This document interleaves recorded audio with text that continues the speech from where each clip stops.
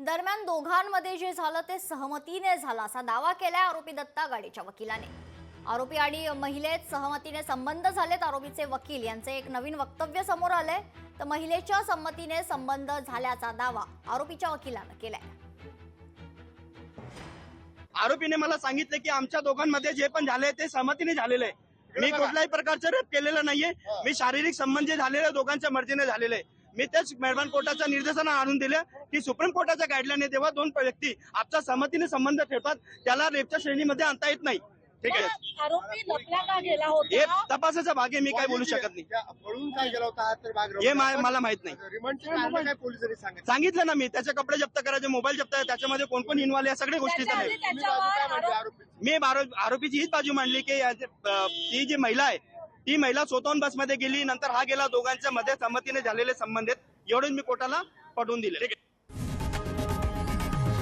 लोकशाही मराठी ऐका, पहा, जागरूक रहा।